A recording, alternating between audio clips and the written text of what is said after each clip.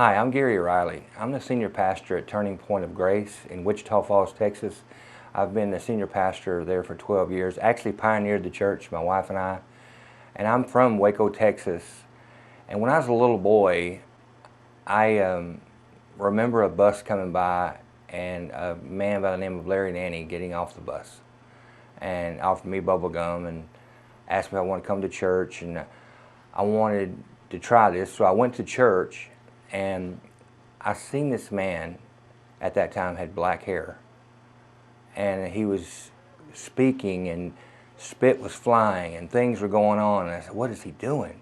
But then he talked about Jesus, and I've never been the same since. He had an altar call. I went down to the altar as a little boy, and it changed my life. And I remember going to the military. And when I got out of the military, I came back and went right back to Calvary Assembly of God. And he's still tearing it up, just burning it up, man, preaching like there's no tomorrow.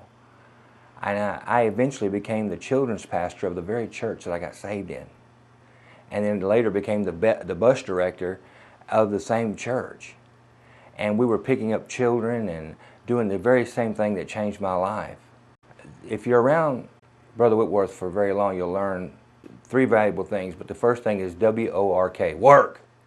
He likes you to work. He wants you to work. He believes in work. I know about this because he set me straight one time. I was on staff. There was a particular Sunday night service that we were having, and there was a guest speaker there that I wasn't very fond of, so I thought I'd sneak out after praise and worship got going, and thought I stepped out unnoticed. I was wrong. The very next day he goes, Brother Whitworth says, hey, were you at church last night? I said, oh yeah, I was right there over on the left side, in the youth department over on the left side. He goes, yeah. He says, where'd you go? I said, I left. He goes, why'd you leave? I left because I wasn't really fond of the guest speaker and I thought I'd sneak out. He says, I don't care if a hillbilly is singing in a tub, you'll be at church. And I said, yes sir, I never missed again, ever. I was there no matter what. And he affected my life. Let me tell you why he affected my life so much. It's because as a bus kid myself, I understood some things, but there were people that actually looked and said, you know, we should stop the bus ministry. He says, you can't stop the bus ministry. That's what the heart and soul of this place is. And he would say that. He would continuously talk about the bus kids and take up for them. Well, some people said, well, let's separate them. They have their own service, and then we'll have the church kids over here. He says, you'll kill the heart and soul of this place if you do that. We're not going to do that. And let me tell you something, what's amazing about what he said. The church was huge. I mean, church would grow. We had hundreds and hundreds and hundreds of church kids and bus kids. The moment we actually, at one time, when after he resigned, they did split it, and it dwindled to nothing. He knew what he was talking about. He understood the heart of Jesus. He understood these things. My brother and I would not be in the ministry if it wasn't for that man. He affected us so much, we wanted to do what he did. And anyone that talks about Jesus like Brother Whitworth did, that's something my brother Pat Riley and I just jumped into. My brother pastors a church here in Waco, Texas. I pastor a church in Wichita Falls, Texas.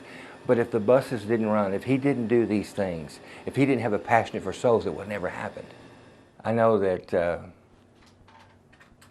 Brother Whitworth, he just had a way of making me laugh that, and I'm usually the comical person, but he would just make me laugh, and he would imitate people and do certain things, and he'd do his face and contort it like I've never seen it contorted.